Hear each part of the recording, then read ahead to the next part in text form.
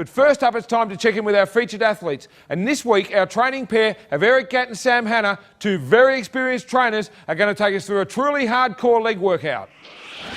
My name's Eric Gatt. I'm Sam Hanna. We're training legs today. Today will be more high intensity. Usually stick to short repetitions and heavy weight. So let's go do it. We normally start with a warm-up on the bike, 5 to 10 minutes, and then we stretch up and then hit the quads. I believe that the bike or any cardio equipment, 10 minutes, 15 minutes before training is very important. Just to get a consistency of blood flow, keep the body warm. We'll start off with an isolated movement, which is the leg extension. We work from 20 rep range down to a failure set, normally 6 reps. From there, if we feel warm, we stretch up and then we hit a compound movement. So normally we get under the Smith machine and we perform reps of anywhere between 12 and 6, working up towards our maximum. Our next exercise is your leg press, followed by a hack squat and then a lunge. Starting with the leg extension, which is the isolated movement. We've both been training for over 20 years, so we find that keep it simple and give it as much as you can, 100% all the time, and you get your most results. It's not about particularly the exercises, it's about the effort you put into each one. As part of the warm-up, we'll normally do one leg at a time as well, so just concentrate on one leg, stretch out the fibers and squeeze them. Basically try and get a full range, keep it fluid, keep it moving, get as much blood as we can in there to start with, and then as we start going heavier, we switch to double leg.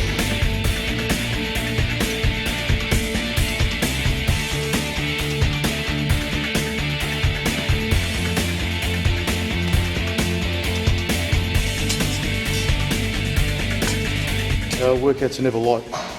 We're always serious about the way we train. We do a lot of heavy movements right through the whole week. On, up. We normally split the leg workout between quads, hamstrings and calves.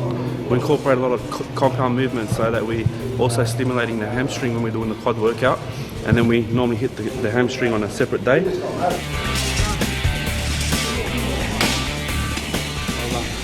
Our second movement is squats. Usually we perform squats underneath a normal rack, but today we'll be doing it under a Smith machine. We start with 1 plate per side, just to get the feel of the movement. Just usually something like this we get about 8 and 12, and then we increase the weight per set, which will increase the intensity.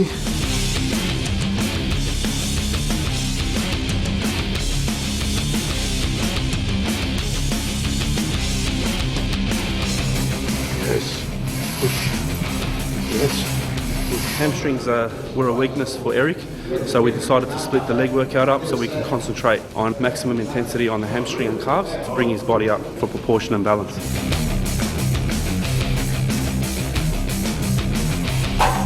This is just our normal everyday workout. We just go by feel, so there's no special weights today or anything. We're just concentrating on maximum effort, trying to reach failure, concentrating on size and contractions. Our training usually changes just a little as we're closer to the show.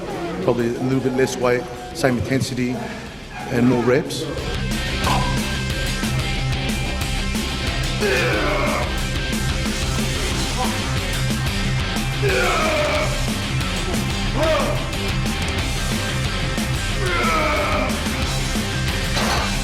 Post it. It's good. Oh, no more squats. That's it, man. That's a wrap. I'm taking over to the 45-degree leg press, where we're going to start the compound movement there. We met 16 years ago. We both worked together nights. From the word go, you know, we hit it off like brothers from the start. I went overseas for 10 years, lived in England, and then come back and then bumped into Eric at an engagement party. Since then, he proposed, and then I refused. I couldn't train with anyone else. There's been times when you're on your downer and you can't train, or Sam's always there to make sure that I am there training. Where's the flowers, geezer? 600 kilos the total. Whatever happens, take it to failure. Sometimes, depending on how we feel, could fail at 6, could fail at 20. You just don't know what's going to happen. Just balls to the wall.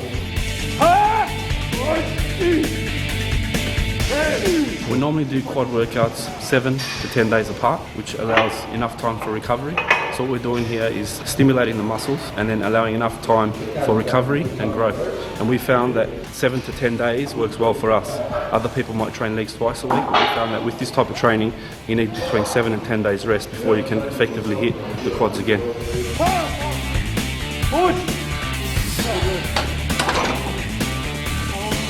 We'll do hack squats now, and see if there's any fuel left in the tank. We'll burn it out on that. So we're doing here is pushing with the heels, make sure the heels are in contact, and squeezing the quads. So driving. With Eric, we decided to focus more on his legs because that was his main weakness from his last show. And that's produced a lot of great results for Eric. He's added inches to his quads, a tremendous amount of strength now in his legs. We've turned his weakness into his strength now. We'll see later on, once we get his legs pumped up, the amount of size he's put on the legs. And it's basically from basic movements, compound movements, heavy, with lots of rest in between.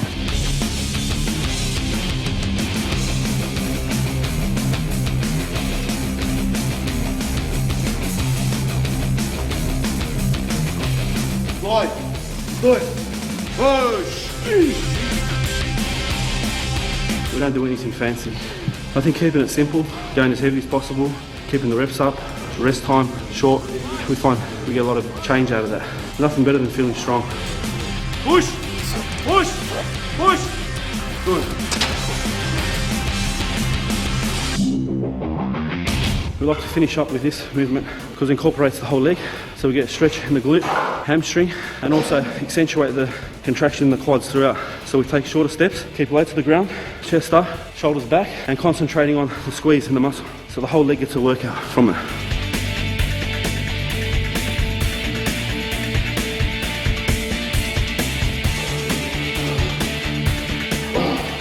See how much you want it, man. Come on. Go.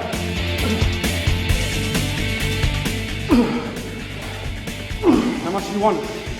Push. Push. All the way. Perfect. Well done. Just full as a ball.